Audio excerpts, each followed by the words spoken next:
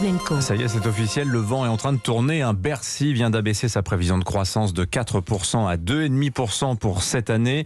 L'inflation aussi, désormais estimée à 5% sur l'année. Comment voit-on les choses? Comment voit-on la conjoncture actuelle du point de vue des entreprises? Bonjour Alain Di Crescenzo. Bonjour. Bienvenue sur Europe 1. Vous êtes le président du réseau CCI France, les chambres de commerce et d'industrie.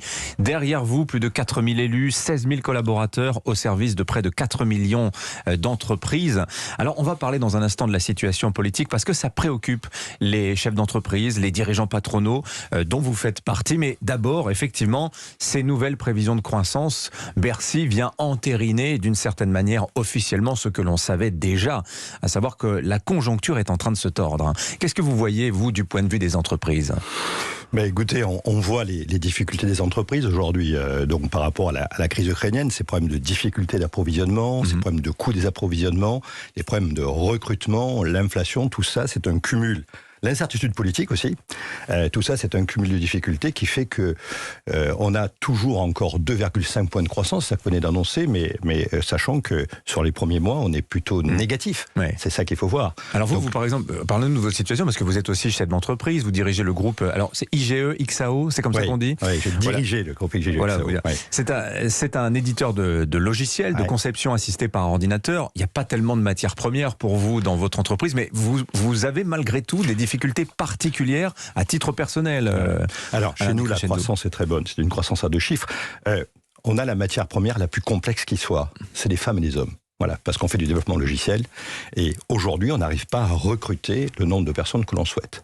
Ça veut dire qu'on a ouvert une quarantaine de postes, qui est important pour une entreprise globalement de 500 personnes. C'est 10% de l'effectif.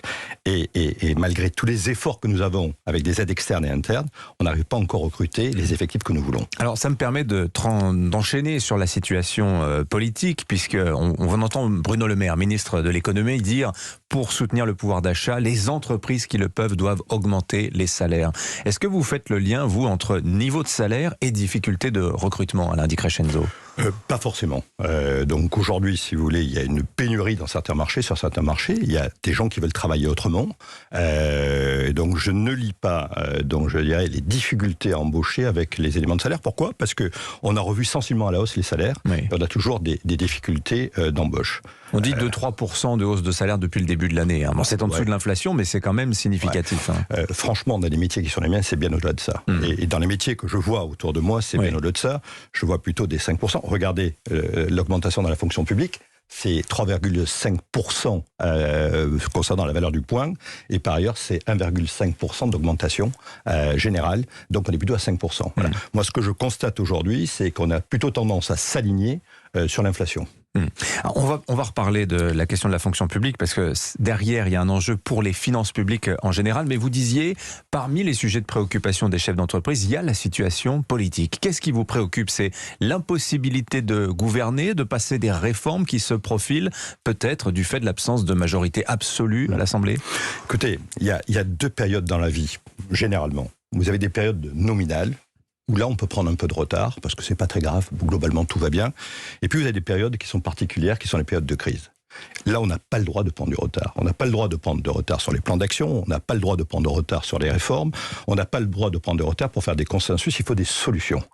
Et ce qui nous inquiète aujourd'hui, nous, entrepreneurs, c'est qu'on sait très bien qu'il y a des réformes importantes. Sur le plan de résilience, par exemple, les aides de l'État, vont-elles continuer ou pas ? Vous savez qu'on en a cruellement besoin. Donc tout ça, on a besoin de savoir.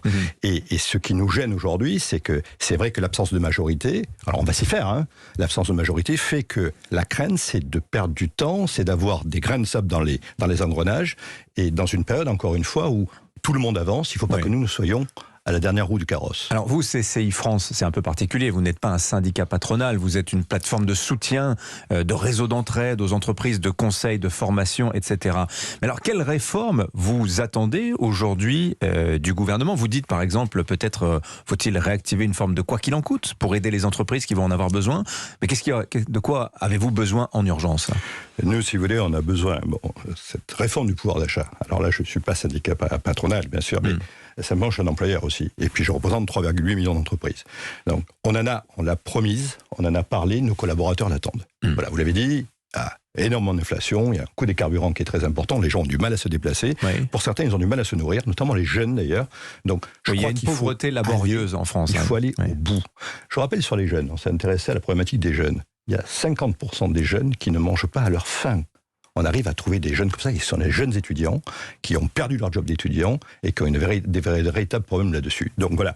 Donc vous dites que c'est à l'État de faire des chèques pour aider les gens alors que je m'attendais de la part d'un dirigeant patronal à ce que vous me disiez, non, il faut de la croissance, il faut de l'emploi, c'est comme c'est la prospérité qui... Alors, vous m'avez posé la question, qu'est-ce qu'on attend ? Il y a une réforme en cours, on la souhaite. Voilà. Il y a des lois qui sont attendues, je crois que nos collaborateurs l'attendent. Vous savez, donc le chèque inflation, toutes ces mesures qui se discutent actuellement... On clarifie tout ça. Oui. De notre côté, notre job, et je rejoins Bruno Le Maire, notre job, c'est de faire en sorte que nos collaborateurs soient à l'aise et heureux dans leurs fonctions. Donc il nous appartient à nous de revoir les salaires de nos collaborateurs vis-à-vis de l'inflation. Et là, on touche une véritable problématique parce qu'on n'est pas tous sur un même pied d'égalité dans les entreprises. Il y a ceux qui peuvent répercuter les prix. Voilà. Et vous savez, c'est le pricing power, c'est ce fameux pricing power.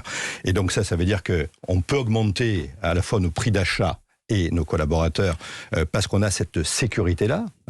Et il y a ceux qui ne peuvent pas le faire, et donc ça veut dire une baisse des marges, une baisse de rentabilité, et ça veut dire des difficultés pour les entreprises. Vous avez mentionné hier l'annonce du gouvernement de revaloriser le point d'indice des fonctionnaires de 3,5% après 5 années de gel. C'est la plus forte hausse quand même du point d'indice depuis 37 ans, depuis 1985. C'est donc assez significatif, mais ça signifie 7,5 milliards d'euros en plus dans le budget de l'État tous les ans qui va revenir, parce que ça fait partie des hausses structurelles sur le budget de l'État. Et commence à se faire jour une sérieuse préoccupation autour de l'état de nos finances publiques, Alain Di Crescenzo. Vous pensez véritablement que la cote d'alerte est atteinte, comme le disait Bruno Le Maire il y a 2 jours? L'expression a été beaucoup commentée. Alors je ne sais pas s'il faut dire que la cote d'alerte est atteinte. Dans tous les cas, vous cote d'alerte, ça sous-entend qu'on n'est pas loin de la banqueroute quand même. Je ne pense pas qu'on soit à la banqueroute dans tous les cas, parce que je dirais faire chuter un pays, vous imaginez comme la France, que ça veut dire pour l'Europe et pour le monde. D'accord ?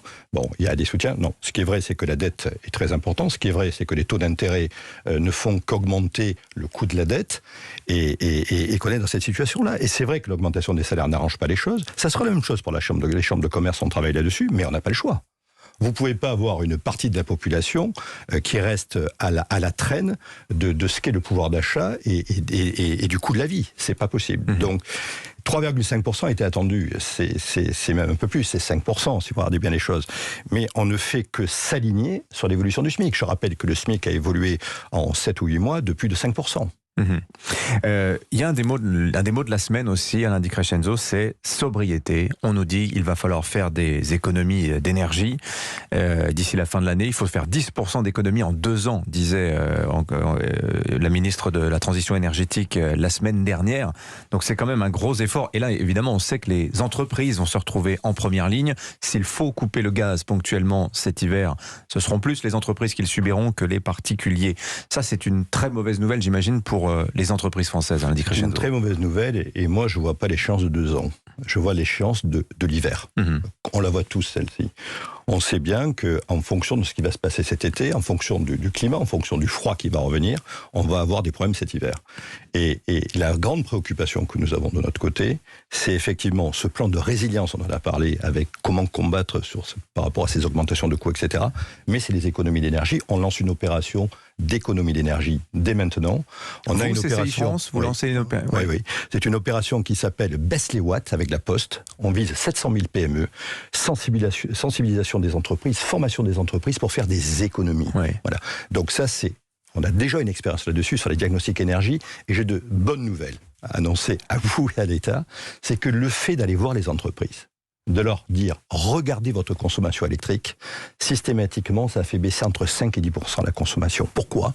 Parce qu'on prend conscience. D'un coup, on fait attention. D'un coup, on éteint la lumière quand on sort d'une pièce. 5 à 10%, ne serait-ce que parce qu'on regarde ce qui se passe. C'est le boulot des chambres de commerce d'accompagner les entreprises là-dessus. On ne peut pas se permettre d'avoir des coupures d'énergie cet hiver.